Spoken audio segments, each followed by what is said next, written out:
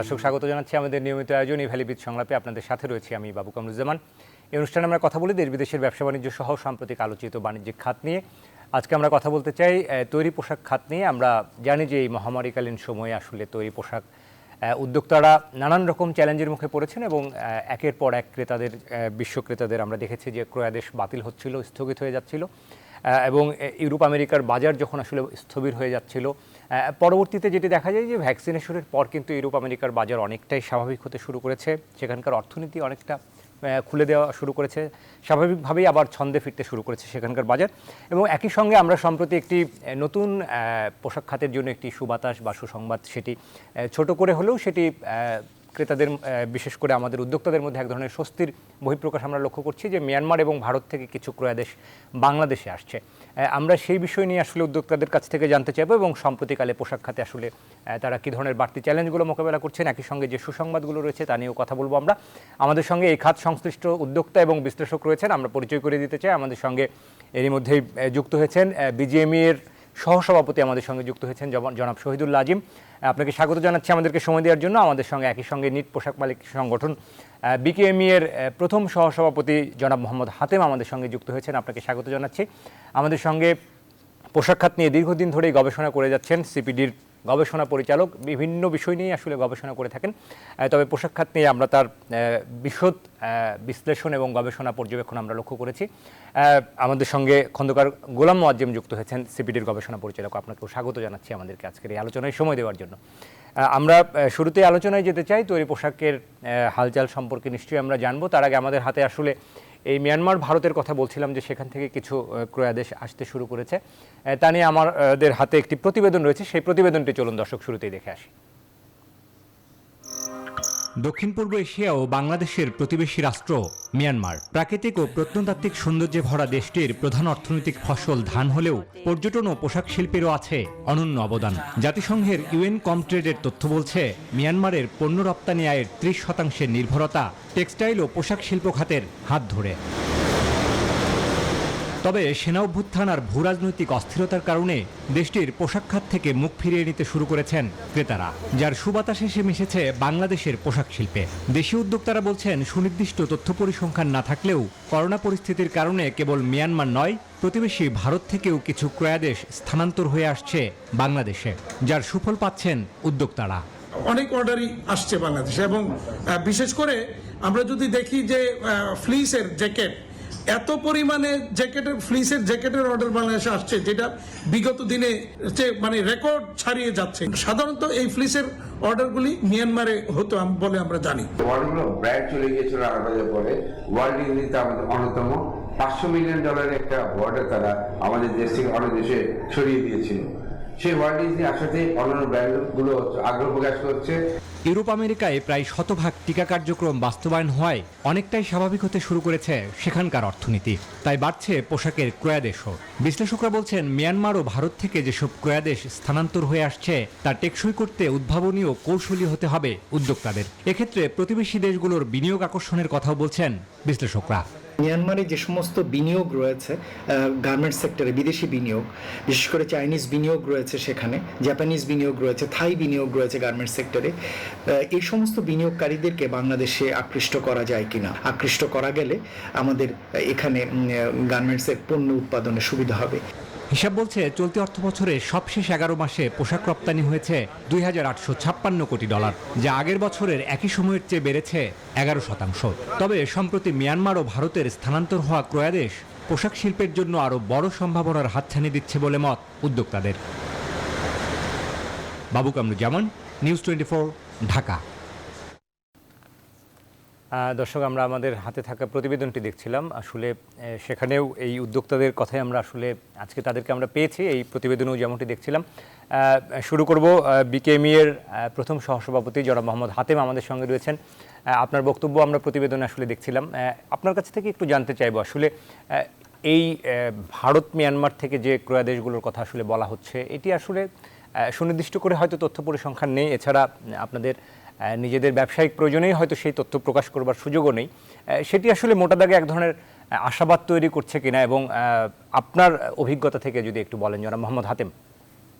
ধন্যবাদ আমরা আমরা যেই প্রসঙ্গটা আনলেন মিয়ানমার এবং ভারত থেকে অর্ডার আসছে, আসলে স্পেসিফিক্যালি এটা বলা যাবে না যে মিয়ানমার বা ভারত থেকে অর্ডারগুলি আসছে। তবে কারণ বায়াররা কখনোই বলবে না, কারণ আমার যে বায়ার আমাকে কাজ দিচ্ছে সেই বায়ার আবার মিয়ানমার থেকেও নিচ্ছে বা ভিয়েতনাম থেকেও নিচ্ছে।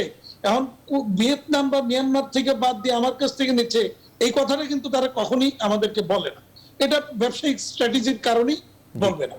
এবং সেখানে আমরা ধারণা করছি যে আমরা যতটুকু আমাদের তথ্য সেটা হলো যে বিশেষ করে ফ্লিসের জ্যাকেটের কথা যেটা আমি বলছিলাম, যে প্রচুর পরিমাণে জ্যাকেটের অর্ডার বাংলাদেশে ঢুকেছে এবং সেটা মিয়ানমারে হতো বলে আমরা জানি। আর বর্তমান অবস্থার প্রেক্ষাপটে এটা খুব স্বাভাবিকভাবে অনুমেয় যে মিয়ানমারে তো রাজনৈতিক সংকট যেটা রয়েছে, বিভিন্ন ধরনের সংকট রয়েছে আপনারা জানেন সেখানে। আর ইন্ডিয়াতে কোভিড এর কারণে বায়াররা কিছুটা শঙ্কিত সেখানে, এবং যার কারণে মিয়ানমার এবং ভারতের অর্ডারগুলি আমাদের ধারণা যে এখন আমাদের এখানে প্লেসমেন্ট হচ্ছে, যার কারণে আমাদের কাছে কিন্তু প্রচুর ইনকোয়ারি আসছে। যদিও আমরা সবগুলি অর্ডার আমরা নিতে পারছি না, অনেক অর্ডার আমরা রিফিউজ করছি, কারণ প্রাইস এত কম প্রাইস অফার করছে আনইথিক্যালি, এবং সেটা কস্টিং প্রাইসের চেয়ে অনেক কম। তো ফলে আমরা কিন্তু অনেক অর্ডার নিতে পারছি না। তারপরেও বাংলাদেশে এই মুহূর্তে যে পরিমাণ অর্ডার ঢুকেছে বা ঢুকছে, এটা মোটামুটি আগামী অর্থ বছরে আমাদের এটা 15 থেকে 20% গ্রোথের সম্ভাবনা কিন্তু রয়েছে। এটা একটা কারণ। 2 নম্বর কারণ হচ্ছে যে আমাদের যে সুতার দাম আপনারা জানেন যে একটা অস্বাভাবিক ভাবে বৃদ্ধি পেয়েছে। গত বছর এই সময় সুতার দাম ছিল $2.40 থেকে $2.50 মধ্যে, যদি আমরা 30 কাঠ সুতাকে বেইস ধরি। সেই সুতা মাঝখানে $4.5 পর্যন্ত উঠেছিল, এখন $4.20 থেকে 30 মধ্যে বিক্রি হচ্ছে। অর্থাৎ এই যে সুতার অস্বাভাবিক একটা মূল্য বৃদ্ধি, এইটাও কিন্তু আমাদের গ্রোথের একটা কারণ হবে, কারণ সেখানে প্রাইস কিছু তো বাড়াচ্ছে। যেখানে মনে করেন একটা টি শার্টে আমার যদি 30 সেন্ট সুতার কারণে বৃদ্ধির কারণে 30 সেন্ট আমার অতিরিক্ত লাগতো গতবারের রেটের চেয়ে, সেখানে বায়ার আমাকে 30 সেন্ট দিচ্ছে না, আমাকে হয়তো 10 সেন্ট দিচ্ছে, 15 সেন্ট দিচ্ছে।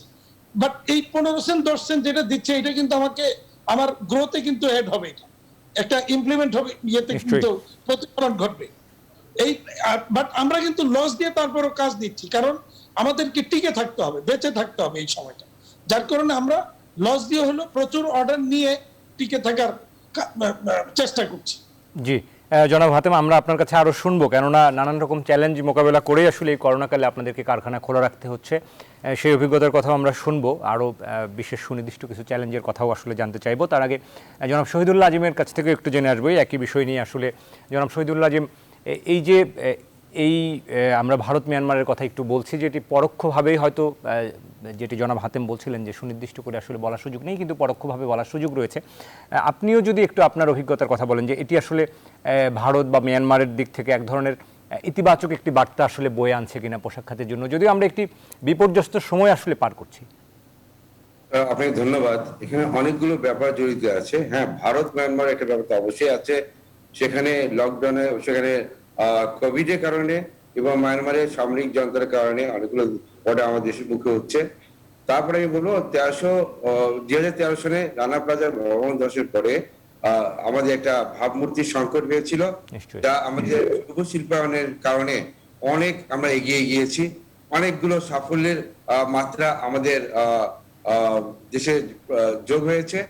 তো আমি বলবো যে আপনি দেখেন আমাদের ওয়ার্ল্ড রেটিং এ এখন second highest ethical manufacturing factory বাংলাদেশে কিন্তু। তারপরে বলবো এই সবুজ শিল্পায়নের কারণে ইউএসজিবিসির ওয়ার্ল্ড লিডারশিপে একটা অ্যাওয়ার্ড বিজিএমই ইদানিং পেয়েছে, যেটা 140টা গ্রিন ফ্যাক্টরি আমাদের বিজিএমই আন্ডার আছে, যা পৃথিবীতে কোথাও নেই।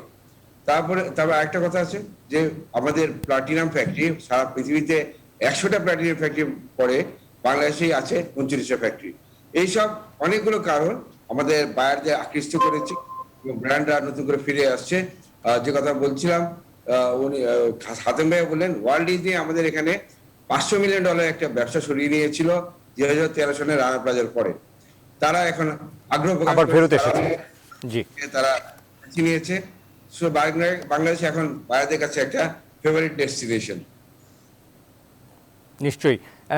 একই সঙ্গে আসলে এই আপনারা একটু যদি বলেন যে কি ধরনের চ্যালেঞ্জগুলো আসলে এখন এই মুহূর্তে আপনারা মোকাবেলা করছেন আসলে রপ্তানির ক্ষেত্রে? চ্যালেঞ্জের বিষয়টা যদি বলি আমি, আপনার প্রথমত তো আমি যেটা শুরু করেছিলাম, সুতার দামের একটা অস্বাভাবিক বৃদ্ধি, যেটা আমাদের জন্য সবচেয়ে বড় সমস্যা তৈরি করছে এই মুহূর্তে।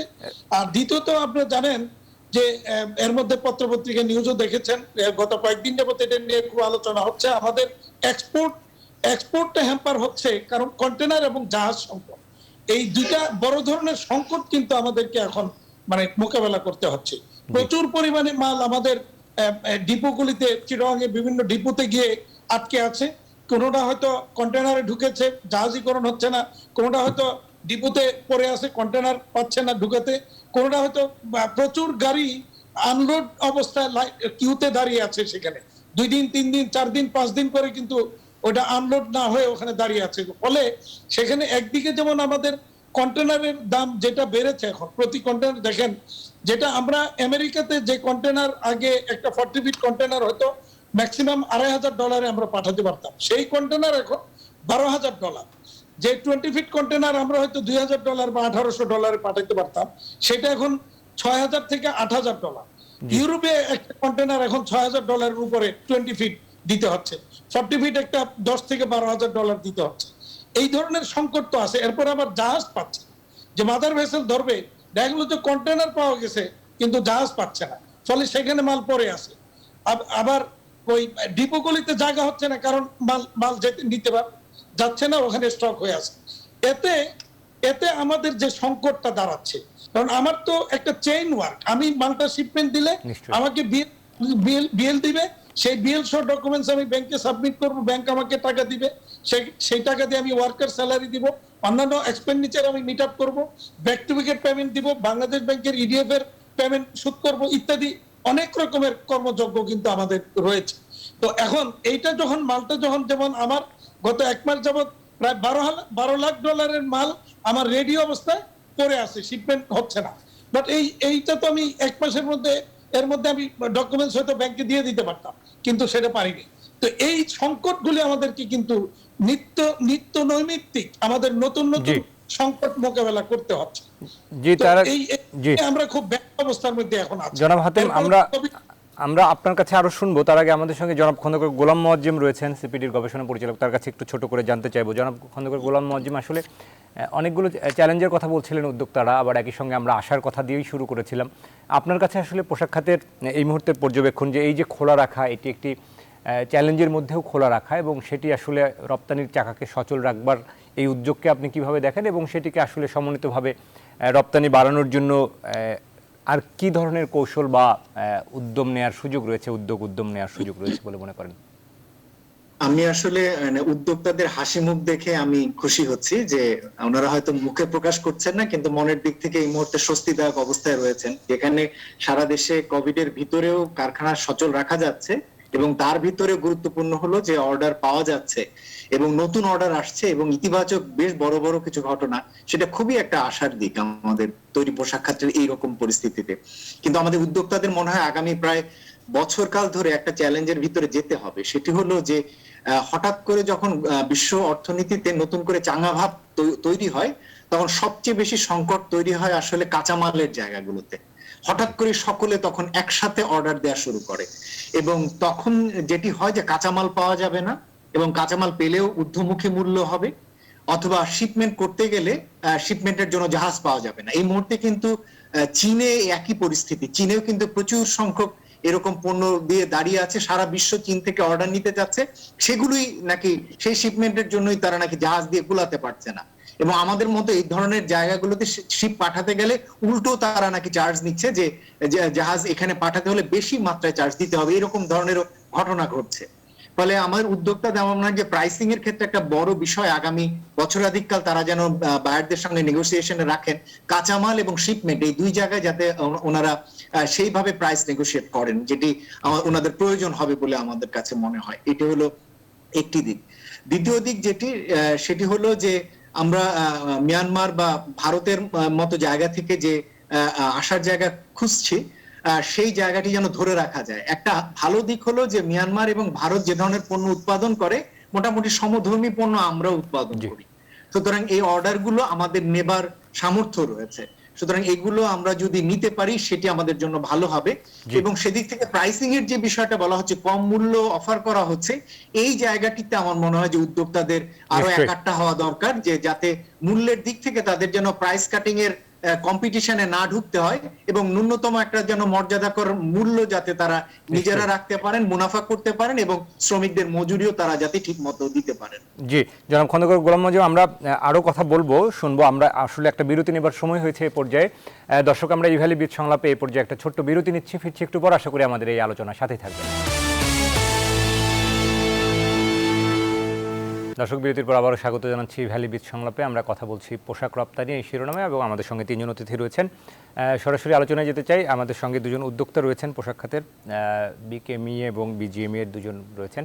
আমরা বিজিএমই সহসভাপতি শহীদুল আজিম, আপনার কাছে একটু জানতে চাইব এই পর্যায়ে, আপনি এই যে শাটডাউনের সময়কালে আসলে যখন কারখানা খোলা রয়েছে তখনও আপনি বলেছিলেন যে বিশেষায়িত উপায়ে কাভার্ড ভ্যান খোলা রাখা এবং আসলে শ্রমিকরা যেন গ্রামে গেলে বরং বেশি বিশৃঙ্খলা তৈরি হবে ঈদের সময়, সেটির একটা সম্ভাবনা ছিল। তো এই যে আমরা এখন আসলে যে কারখানাগুলো খোলা রয়েছে সেখানে শ্রমিকদের যাতায়াতে আপনারা এই অনেক রকম অসুবিধা আসলে শুরুর দিকে আমরা দেখছিলাম, সেই সমন্বয়হীনতার জায়গাটা কেটেছে কিনা এবং তারা আসলে নিরাপদে কর্মপরিবেশে অর্থাৎ কর্মস্থলে পৌঁছাতে পারছে কিনা, এবং সামনে ঈদ রয়েছে, আপনাদের আসলে সক্ষমতার কতখানি আসলে এখন উৎপাদন আপনারা করতে পারছেন? প্রথমে আমি বলতে চাই যে আমাদের শ্রমিক যারা আছে তারা কিন্তু সবাই পায়ে হাঁটা পথে থাকে, মানে ফ্যাক্টরির ডিস্টেন্স পায়ে হাঁটা পথ। কেননা আমাদের এখানে প্রত্যেকটা কাছাকাছি ফ্যাক্টরি কাছাকাছি একটা টাউনশিপ গড়ে উঠেছে, কিছু কিন্তু রয়েছে, স্কুল, বাড়ি ভাড়া সবকিছু আছে। তারা কিন্তু আগের মতো রামপুরের শ্রমিক গাজীপুর গিয়ে কাজ করে না। আপনি এই সারাউন্ডিং ফ্যাক্টরি সারাউন্ডিং যারা আছে এরা পায়ে হেঁটে আসে, ম্যাক্সিমাম 90% শ্রমিক এরকম। আর যারা কিছু কিছু বাইরে থেকে আসে, হ্যাঁ, তারা কি বিড়ম্বনার শিকার হচ্ছে। দেখা যাচ্ছে আমাদের অনেকগুলো গাড়ি আটকে দেওয়া হচ্ছে, প্রজ্ঞাপন, সরকারি প্রজ্ঞাপন থাকা সত্ত্বেও হয়তো কেউ বুঝতে চায় কিন্তু না বুঝেও না বোঝা ভান করে। তো এই জিনিসটা ঠিক না, যে যখন একটা সরকারি নির্দেশনা আছে আমার মনে হয় এটা ঠিকভাবে মানা উচিত। এবং আমাদের 80-90% আমাদের প্রোডাকশন চলতেছে, এটা একটা বিরাট আশীর্বাদ। আমি বলবো যে এই সময় যে হাতিম ভাই বলছিলেন অনেকগুলো অর্ডার আমাদের দেশে আসছে, এই সুযোগ যদি আমরা না নিতে পারতাম এই অর্ডারগুলো অন্য দেশে চলে যেত। আর এগুলো একবার যদি চলে যায়, এইসব বায়ারদের আনা খুব একটা সহজ ব্যাপার না, কয়েক সিজন অপেক্ষা করতে হয় তাদের জন্য। সুতরাং তারা একবার করে সেট হয়ে গেলে তারা আসতে চায় না। তা আমরা এই সুযোগে আমরা সরকারকে বোঝাতে সক্ষম হয়েছি যে আমাদের শিল্প কারখানা যদি না চলে, বায়ারগুলো অনেকে চলে যাবে, দেশের বাইরে যদি চলে যায় তারা আসতে আবার অনেক সময় লাগবে, আমরা সিজনে গ্যাপে পড়ে যাবো। এটা আমাদের বিরাট একটা আশীর্বাদ, সরকার এটা বুঝতে সক্ষম হয়েছে। এটা আমাদের এই রপ্তানি মুখ্য শিল্পকে এই লকডাউনে বহির্ভূত রেখেছে। জি, নিশ্চয়ই। আমরা একটু আপনার কাছ থেকে জানতে চাইবো বিজিএমই এর পক্ষ থেকে আপনার কোনো বক্তব্য, যে আপনারা আসলে চ্যালেঞ্জ নিয়েই আসলে কারখানা খোলা রেখেছেন, আপনাদের নানান রকম বাধার মুখে পড়তে হচ্ছে, এর মধ্যেও ঈদ আসছে, যেহেতু শ্রমিকদের সুরক্ষার বিষয়টি বারবার আলোচনায় চলে আসে, বেতন বোনাস নিয়ে আলোচনায় চলে আসে, সেটি নিয়ে আপনাদের ভাবনার জায়গাটা বলার সুযোগ রয়েছে কিনা, যদিও এখনো ঈদ কিছুটা দূরে রয়েছে? হ্যাঁ, আমরা চেষ্টা করছি, আমাদের মালিক যারা আছে সবাই চেষ্টা করছে, এবং যেভাবে হোক ব্যাংকগুলোকে আমরা বলবো আমাদের সরকারি যদি একটা উপর থেকে নির্দেশনা থাকে অ্যাটলিস্ট ঈদের সময় ব্যাংকগুলোর জন্য কোনো কাউকে না আটকায়, এই বেতন ভাতার ব্যাপারে তারা একটু উদার মনোভাব দেখায়, তাহলে অসুবিধা হয় কোনো কারণে। আপনি জানেন, আপনি সত্যি কথা বলেছেন, মাঝখানে আমাদের এই শিপমেন্টের জন্য আমাদের অনেক অসুবিধা হয়েছে, ডকুমেন্ট দিতে সমস্যা হয়েছে, আবার মাঝখানে লকডাউন ছিল, কোনো দেশে লকডাউন ছিল, সব মিলে একটু আমাদের পিছনে পড়ে আছি। সেখান থেকে উত্তরণের একটা উপায় হলো যদি আমাদের যারা ব্যাংক, শিডিউল ব্যাংক যারা আছে, আমরা যার সঙ্গে কাজ করি, তারা যদি একটু উদাহরণ মনোভাব দেখায় ঈদটাকে কেন্দ্র করে অনলি আমাদের শ্রমিকের বেতন ভাতার ব্যাপারে। জি, নিশ্চয়ই। আমরাও সেটি আশা করি যে শ্রমিকরা তাদের যে অধিকারটুকু সেটি তারা পাক ন্যায্যভাবে। আমরা জনাব হাতেম আপনার কাছেও একটু ছোট করে জানতে চাইবো যে এই বিষয়টি আসলে যে একটু চ্যালেঞ্জ হয়ে যাবে কিনা, যে ঈদের বেতন বোনাস শ্রমিকদের বিষয়টি যদি বলেন। হ্যাঁ, আজিম ভাইয়ের সাথে আমি একটু এড করব, আজিম ভাই সঠিক ইয়েটাই তুলে ধরেছেন। তো আমি আর একটু সরকারকে ধন্যবাদ জানাবো, বিশেষ করে আমাদের ক্যাবিনেট সেক্রেটারি, প্রিন্সিপাল সেক্রেটারি মহোদয় সহ স্বরাষ্ট্রমন্ত্রী সহ যেদিন আমরা মিটিংটা করলাম, এবং ওনারা এটা ধন্যবাদ দিব এই কারণে যে ওনারা জিনিসটা বুঝতে পেরেছেন যে আমাদের শ্রমিকরা যতক্ষণ ফ্যাক্টরিগুলিতে থাকে ততক্ষণ তারা নিরাপদ থাকে। একটা নিরাপদ, সুশৃঙ্খল, স্বাস্থ্যসম্মত পরিবেশে তারা কিন্তু ততক্ষণ থাকে। বরঞ্চ তারা বাইরে চলে গেলেই, বাইরে থাকলেই কিন্তু মানে একটা সংকট বা অনিরাপদ অবস্থানে চলে যাবে, যেটা হয়তো আরো সংকট ঘনীভূত করবে।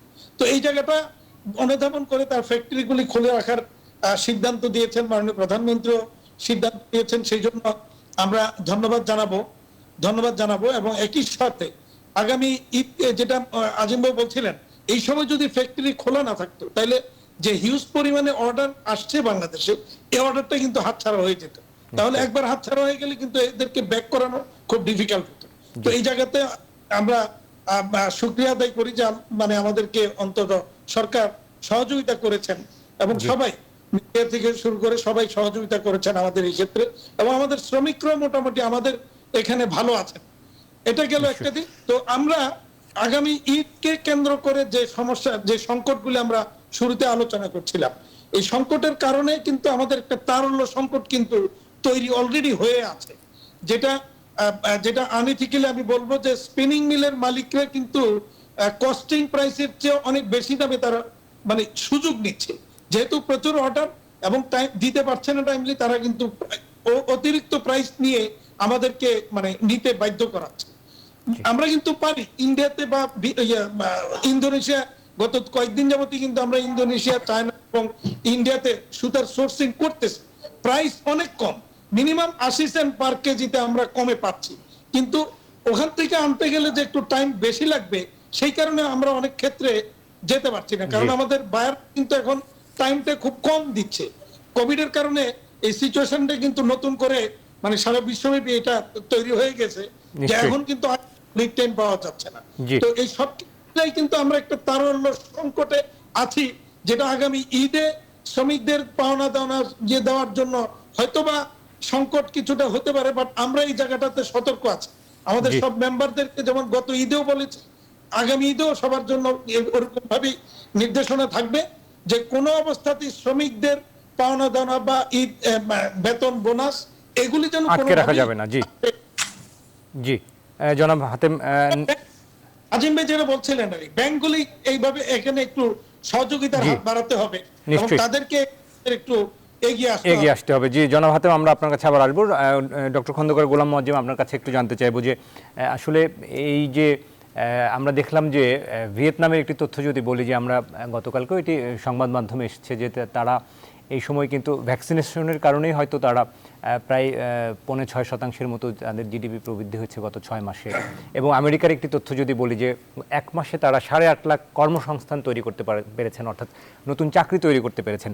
অর্থাৎ আমাদের জন্য আসলে এই মুহূর্তে সবথেকে বড় প্রধান লক্ষ্য বোধহয় হওয়া উচিত যে টিকা নিশ্চিত করা এবং অর্থনীতি পুনরুদ্ধারের ক্ষেত্রে বোধহয় এটি লক্ষ্য হওয়া উচিত। এবং আপনার কাছেও জানতে চাইবো যে আমাদের অর্থনীতি পুনরুদ্ধার এবং ফ্যাশনের যে নিয়মিত এই যে পরিবর্তন হচ্ছে, আমরা দেখি যে ট্রেন্ড তো আসলে পরিবর্তন হয়, সেই পরিবর্তনের সাথে আমাদের এগিয়ে যাওয়ার ক্ষেত্রে আমাদের পোশাক মালিক বলি বা উদ্যোক্তাদের বলি, সেই গতি বা সমন্বয় কতখানি বা প্রস্তুতি আসলে কতখানি, আপনি যদি একটু বলেন।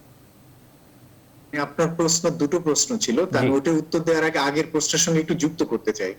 আমার কাছে যেটি মনে হয় যে কারখানায় শ্রমিকরা কাজ করছেন, এটি খুবই ইতিবাচক দিক, কিন্তু অবশ্যই কারখানাগুলোর স্বাস্থ্যবিধি মেনে চলার বিষয়টি যেন উদ্যোক্তারা গুরুত্ব দেন এবং অ্যাসোসিয়েশনের ক্ষেত্রে থেকে যেন সেটি নিশ্চিত করা হয়, বিশেষ করে মাস্ক পরিধান করার বিষয়টি যাতে নিশ্চিত করা হয়, এটি খুবই জরুরি একটি বিষয় এবং অধিকাংশ ক্ষেত্রে এই ক্ষেত্রে একটু শৈথিল্য থাকে, সেই জায়গাটি যাতে নিশ্চিত করা যায়, যেটি করা সম্ভব, এটা হলো একটি দিক।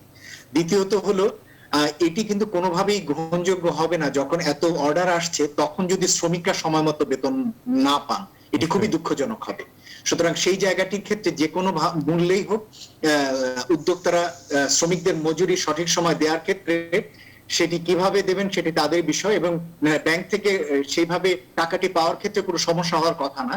সুতরাং আমরা মনে করি যে শ্রমিকরা বেতন বোনাসের বিষয়টি যাতে সঠিক সময় সেটি যাতে নিশ্চিত হয়, সেটি আমাদের উদ্যোক্তারা, দুই অ্যাসোসিয়েশনের দুইজন কর্ণধার আছেন, তারা এটি নিশ্চিত করবেন, এটি আমরা প্রত্যাশা করি। তৃতীয় যে জিনিসটি আপনি বলেছেন যে অবশ্যই ভ্যাকসিনেশন এই মুহূর্তে একটি গুরুত্বপূর্ণ দিক এবং সেটি সামগ্রিকভাবে সারা দেশের জন্যই সেটি প্রয়োজন। এবং তবে এটি ঠিক যে আমাদের মতো দেশে ভ্যাকসিনেশন কার্যক্রম যেভাবে এখন চলছে তাতে কয়েক বছর লেগে যাবে এই লক্ষ্যমাত্রাতে পৌঁছানোর জন্য। সুতরাং সেটিকে পাশাপাশি রেখে আমাদেরকে বিকল্পভাবেই চিন্তা করতে হবে কিভাবে আমরা এই বাজারগুলোকে ধরতে পারি। আমার ধারণা আগামী দিনে চীন থেকেও বাংলাদেশে অর্ডার বাড়বে, এবং সেটির জন্য আমাদের একটা বড় দুর্বলতা হচ্ছে আমাদের চীনের যে ধরনের পণ্য উৎপাদনের বিভিন্ন রকম পণ্য উৎপাদনের তাদের যে কাঠামো, সেই কাঠামো কিন্তু আমাদের এখানে অনেক উদ্যোক্তার নেই। আমরা সীমিত সংখ্যক কিছু পণ্য উৎপাদন করি, কিন্তু সেই ডাইভার্সিফাইড যে পণ্যগুলো চীন থেকে যাচ্ছে, যেটি কিনা ভিয়েতনাম নিতে পারছে, সেই সুবিধা কিন্তু আমরা অনেক সময় আমরা নিজেরা নিতে পারি না। এই দিক থেকে আমাদের উদ্যোক্তাদের বিনিয়োগ করবার দরকার রয়েছে ডাইভার্সিফাইড কটনে, ডাইভার্সিফাইড ইয়ার্ন ফ্যাব্রিক্সে, এবং একই সাথে ডাইভার্সিফাইড গার্মেন্টিং এ। সেই জায়গাটিতে আমাদের উদ্যোক্তারা এগিয়ে আসা দরকার।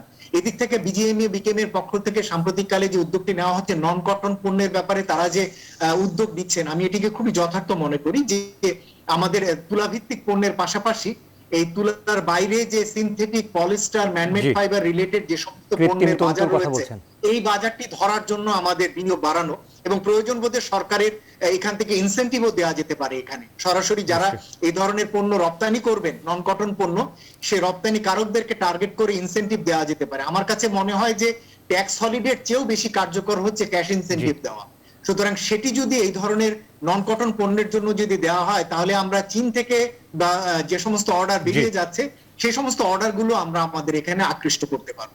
জি, অনেক সুনির্দিষ্ট করে কিছু বিষয় আপনি উপস্থাপন করেছেন, অনেক ধন্যবাদ। আমরা এ পর্যায়ে আরেকটা বিরতিতে যেতে চাই। দর্শক, ইভ্যালি বীজ সংলাপে আমরা আরেকটা ছোট্ট বিরতি নিচ্ছি, ফিরছি একটু পর। আশা করি আলোচনার সাথে থাকবে। দর্শক, আরও একবার স্বাগত জানাচ্ছি ইভ্যালি বীজ সংলাপে। আমরা কথা বলছি পোশাক রপ্তানি নিয়ে। আমাদের সঙ্গে উদ্যোক্তা এবং অর্থনীতি বিশ্লেষক রয়েছেন একজন। আমরা সরাসরি প্রশ্নে যেতে চাই। জনাব হাতেম, আপনাকে দিয়ে শুরু করতে চাই। একটু যদি বলেন যে মোটা দাগে কারখানাগুলোতে স্বাস্থ্য সুরক্ষার বিষয়টি আসলে আপনারা শতভাগ কীভাবে নিশ্চিত করছেন এবং সেটি কতখানি হচ্ছে, এবং একই সঙ্গে একটি প্রশ্ন সম্পর্ক ছোট করে যদি বলেন যে পোশাক খাতকে সবসময় বলা হয়েছে এই করোনাকালেও তারা আসলে সবথেকে বেশি প্রণোদনার সুবিধা পেয়েছে, বা অন্যান্য সুবিধাগুলোও সবসময় পোশাক খাতই পেয়ে থাকে, যেটি আসলে অন্য খাতগুলো তুলনামূলক কম পেয়ে থাকে। এই বৈষম্যের জায়গাটিও নিয়েও অনেক সময় অনেক রকম অভিযোগ থাকে, সেটি নিয়ে আপনার কোনো বক্তব্য যদি থাকে। আমরা স্বাস্থ্যসম্মত যে বিষয়টা আপনি বললেন, যে স্বাস্থ্যবিধি মেনে চলা, এটা গত এক বছরে আমরা এটা প্রমাণ করতে পেরেছি যে আমাদের শ্রমিকরা স্বাস্থ্য বিধিমালাগুলি মেনে চলছে এবং ফ্যাক্টরিগুলি ওইভাবেই পরিচালিত হচ্ছে। এবং এক্ষেত্রে বিজিএমইর মনিটরিং টিম আছে যারা প্রতিনিয়ত মনিটরিং করে থাকে। তারপরে এখানে যেমন কলকারখানা পরিদর্শন অধিদপ্তরের লোকজন আসেন, ওনারাও পরিদর্শন করেন। আমি নিজে নারায়ণগঞ্জ এবং ঢাকা দুইটা ক্রাইসিস ম্যানেজমেন্ট কমিটিতে আছি, যারা এগুলো তারাও মনিটরিং করে থাকে। সুতরাং মনিটরিং যেহেতু আছে, এখানে খুব একটা সমস্যা নেই। এবং গত কয়েকদিনে বিভিন্ন সাংবাদিকরাও কিন্তু আসছেন আমাদের, যেমন আমি এখানে ডিসিকে অনেকগুলি প্রতিষ্ঠান এখানে আছে, এখানে কিন্তু এগুলি মনিটরিং এর মধ্যে আছে। এক নাম্বার। দুই নাম্বার হলো আপনি বলছিলেন যে প্রণোদনার ক্ষেত্রে জি আমরা অনেক পেয়েছি। দেখেন, বাংলাদেশের প্রথমত যদি আপনি বলেন যে 84% টোটাল রপ্তানির 84% যারা আর্ন করে, তারা তো কিছু অ্যাডভান্টেজ মানে সামান্য পাইলেও দেখা যাবে তারাই বেশি পেয়েছে। এটা খুব স্বাভাবিক, কারণ ওই আপনি যদি পার্সেন্টেজ ধরে দেন তাহলে কি হবে, 84%ই আমরা পাবো, কারণ 84% ফরেন কারেন্সি আর্ন করছি আমরা। এখানে এটাকে বৈষম্য বলা যাবে না, এক নাম্বার। দুই নাম্বার হচ্ছে যে প্রণোদনা সুবিধাটা আসলে ঠিক প্রণোদনা না বলে এটাকে ঋণ সুবিধা বলা যেতে পারে। কারণ আমরা কিন্তু তারপরে আমরা কৃতজ্ঞ, আমরা ধন্যবাদ জানাই মাননীয় প্রধানমন্ত্রীকে, কৃতজ্ঞতা জানাই, কারণ ওই সময় ওই ঋণ সুবিধাটাও আমাদের জন্য অনেক কার্যকর ভূমিকা রেখেছে। তো সুতরাং এই ব্যাপারে আমাদের কারো কোনো দ্বিমত নেই। স্বাভাবিকভাবে আমরা যেটা আমরা মনে করছি যে এই বছরও আমাদের প্রয়োজন ছিল, কিন্তু আমরা কিন্তু এই বছর সেটা পাইনি। আচ্ছা, না পাওয়ার পরেও আমরা চেষ্টা করছি কোনোভাবে এই জায়গাটা। অনেক ধন্যবাদ জনাব হাতেম। আমাদের যেহেতু সময় স্বল্পতা রয়েছে, জনাব শহীদুল আজিম, আপনার কাছেও ছোট করে একই প্রশ্ন আসলে জানতে চাইবো, স্বাস্থ্য সুরক্ষার বিষয়টি বিজিএম এর পক্ষ থেকে আপনার। স্বাস্থ্য সুরক্ষার ব্যাপারে হাতেম ভাই যথার্থ বলেছেন, আমি আরেকটু যোগ করতে চাই। মহাদেব ভাই বলছিলেন যে মাস্ক যেমন ম্যান্ডেটরি করা হয়, মাস্কটা কিন্তু আমাদের সেক্টরের শ্রমিক যারা আছে তারা কিন্তু করোনার জন্যই না, সবসময় তারা মাস্ক পরে থাকে, বিকজ তারা ডাস্ট কন্ট্রোলের জন্য। এই করোনা আগে থেকে প্রথম থেকে মাস্ক পরে, সবসময় তারা মাস্ক পরে। আমাদের সুবিধা হয়েছে তাদেরকে মাস্ক পরার জন্য তাদেরকে বাধ্য করার কোনো প্রয়োজন নেই, তারা নিজের স্বেচ্ছায় পরে।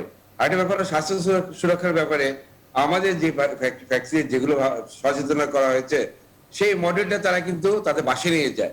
একটা শ্রমিকের বাসে 4-5 লোক থাকে, আমাদের 40 লক্ষ শ্রমিক থাকে, 2 কোটি লোক আমাদের কিন্তু স্বাস্থ্য সুরক্ষার ব্যাপারে তারা সচেতন।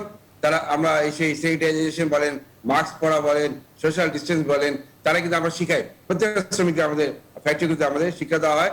তারা কিন্তু এই কারণেই দেখবেন আমাদের সেক্টরে সবচেয়ে কম সংক্রামক হয়েছে 0.03%। এটা আমরা বলবো যে এটা একটা ব্যাপার হলো, একই জায়গায় যদি নিরাপদ জায়গায় তারা কাজ করে সংক্রামক ব্যাধিটা কম ছড়ায়। যে যার জন্য এই সরকার, আমি বলবো সরকার যে আমাদের যে একটা বুঝতে পেরেছেন, সুবিধা দিয়েছেন ফ্যাক্টরিগুলো আমাদের লকডাউনে আওতামুক্ত রাখার জন্য। এটা শুধু আমাদের ফ্যাক্টরি না, আমাদের ফ্যাক্টরি মনে করেন বাংলাদেশে প্রায় 5-6 কোটি লোক এখান থেকে সুবিধা পায়। সবার জন্য এটা প্রয়োজন, শুধু আমাদের গার্মেন্টস সেক্টরের জন্য না। প্রণোদনার কথা সবসময় আসে, প্রণোদনা যেটা আছে সেটা স্বল্প সুদে একটা ঋণ, যে এটা কোনো ফ্রি জিনিস না, এটা আমরা ফেরত দিচ্ছি, এটা ফেরত দিতে হবে সবাইকে সুদ সহ। নিশ্চয়ই একটা মিসআন্ডারস্ট্যান্ডিং আছে। আর একটা ব্যাপার হলো বেতন ভাতা ব্যাপার, মজা ভাই যে কথাটা বললেন, অবশ্যই গত ঈদে দেখবেন আমাদের 100% আমাদের বেতন ভাতা দেওয়া হয়েছে। একটা ফ্যাক্টরিতে বলতে হবে না বেতন ভাতা কেউ দেওয়া হয়নি। 100% আমি ঈদের আগের দিন এটা আমরা প্রেস কনফারেন্স করে বলেছিলাম, যে সমস্ত প্রেসের লোক ছিলেন। তো এইবারও আমরা আশা করি সবাই যেভাবে হোক চেষ্টা করে হোক। এই জন্য আমি বলছিলাম ব্যাংকের একটা উদার মনোভাব যদি থাকে অ্যাটলিস্ট শ্রমিকদের জন্য বেতন ভাতার জন্য, আমার এটা কোনো সমস্যা হওয়ার কারণ নেই। কারণ আমরা তাদের ডকুমেন্ট দিয়ে হয়তো 10-15 দিন দেরি হতে পারে, কিন্তু তারা তো পাবে। এই সময় তাদের একটু উদার মনোভাব দেখাতে হবে। জি, অনেক ধন্যবাদ জনাব শহীদুল আজিম। আমরাও আশা করবো, কেননা শ্রমিকদের আসলে এটি তো যৌক্তিক অধিকার, ন্যায্য পাওনা, তারা আসলে পাবে, এটাই স্বাভাবিক হওয়ার কথা ছিল যে তারা আসলে সবসময় এটি পাবে। যাই হোক, আমরা জনাব খন্দকার গোলাম মজিব আপনাকে দিয়ে শেষ করবো। একেবারে ছোট করে আপনার মূল্যায়ন যদি বলি, যে প্রশ্নটি আসলে করছিলাম উদ্যোক্তাদেরকেও, যে স্বাস্থ্য সুরক্ষার বিষয়টি আপনি বারবার গুরুত্ব দিয়েছেন। এই প্রণোদনা পাওয়ার ক্ষেত্রে আমরা যেটি বলছিলাম যে বড়দেরকে সবসময় সামনে নিয়ে আসা হয়, কিন্তু আমাদেরকে তো ছোটদেরকেও আসলে সামনের সারিতে নিয়ে আসতে হবে, আমাদের রপ্তানি নির্ভরতা যদি আমরা অন্যান্য খাতে ছড়িয়ে দিতে চাই। জনাব খন্দকার গোলাম মজিব। আমি ছোট করে বলছি, প্রথমত হলো যে কোভিডে আক্রান্ত যদি কোনো শ্রমিক হন, তাকে সবেতন ছুটির ব্যাপারটি যেন কারখানা কর্তৃপক্ষ নিশ্চিত করেন, সেই বিষয়টিও দেখবার দরকার রয়েছে, এবং স্থানীয় পর্যায়ে চিকিৎসার ব্যবস্থা থাকা, সেটিও আমরা মনে করি। দ্বিতীয় যেটি প্রণোদনা এবং ইনসেনটিভ যেগুলো রয়েছে গার্মেন্টস খাতের জন্য, সেটি আমরা মনে করি যে এখন যতটা ম্যাচিউর হয়ে গেছে, এখন এই খাতের প্রণোদনা ইনসেনটিভ গুলো নতুন নতুন উদ্যোগের জন্য দেওয়া দরকার। যেমন আমি একটু আগে বলেছি নন কটনের জন্য যেমন দেওয়া দরকার, ঠিক একইভাবে নতুন প্রযুক্তিগত আইটি এস্টাবলিশমেন্ট এই ধরনের ক্ষেত্রে এই ধরনের বিনিয়োগগুলো যদি আসে, অথবা নতুন ধরনের কোনো পণ্য উৎপাদনের জন্য যদি আসেন উদ্যোক্তারা, ওই জায়গায় এই ইনসেন্টিভ গুলোকে সরিয়ে নেওয়া দরকার। এটি হলো 2। তৃতীয়ত হলো যে গার্মেন্টস খাতের থেকে আমাদের এখন এই উদ্যোক্তারাই অন্যান্য খাতে সরে যাচ্ছেন, শিফট করছেন, বা অন্যান্য খাতে তারা ডাইভার্সিফাই করছেন, ওই খাতগুলো তাদের মাধ্যমে বিকশিত হবে বলে আমরা মনে করি। সুতরাং নতুন নতুন খাতগুলোতে ইনসেন্টিভ বাড়ানোর প্রয়োজন রয়েছে। গার্মেন্টস খাত আমার মনে হয় যে এই জায়গায় কিছু ইনসেন্টিভ থেকে যদি নতুন উদ্যোগের জন্য রেখে কিছু উদ্যোগ বা কিছু ইনসেন্টিভ যদি অন্যান্য খাত বা অন্যান্য পণ্য উৎপাদনের জন্য যদি দেয়া যায়, তাহলে নতুন নতুন খাত, নতুন নতুন উদ্যোক্তা এবং নতুন নতুন পণ্যের বিকাশ ঘটবে আমাদের এখানে। সেই বিষয়টিও আগামীতে আমাদের বিবেচনা করা দরকার। নিশ্চয়ই, অনেক ধন্যবাদ জানাচ্ছি একেবারে সুনির্দিষ্ট করে চমৎকার কিছু বিষয় উত্থাপন করার জন্য জনাব খন্দকার গোলাম মজিব। আমরাও সেটি চাই আসলে, কেননা এই খাতের উপর নির্ভরতা যেমন রয়েছে, তেমনি এর বহুমুখীকরণ করা প্রয়োজন। আপনি যেটি বলছিলেন সক্ষমতা বাড়ানো, এবং এক্ষেত্রে আরও নতুন নতুন উদ্যোগের প্রয়োজন আসলে। জনাব শহীদুল্লাহ আজিম, জনাব মোহাম্মদ হাতেম এবং খন্দকার গোলাম মজিব, আপনাদের তিনজনকে অশেষ ধন্যবাদ জানাচ্ছি আজকের এই আলোচনায় যুক্ত হবার জন্য। আমরাও আশা করব যে পোশাক খাতের আবারও সুদিন ফিরবে, এবং সেই সুদিনের হাতে বহর করে সুদিনের সাথে সাথে শ্রমিকদের জীবন মানেও একটি পরিবর্তন আসবে, সেই প্রত্যাশা রেখে আজকের মতো এই ভ্যালিবিট সংলাপ শেষ করছি। আগামীকাল দেখা হবে নতুন বিষয় নিয়ে, নতুন অতিথির সাথে। আপনারা ভালো থাকুন, সুস্থ থাকুন, নিরাপদে থাকুন।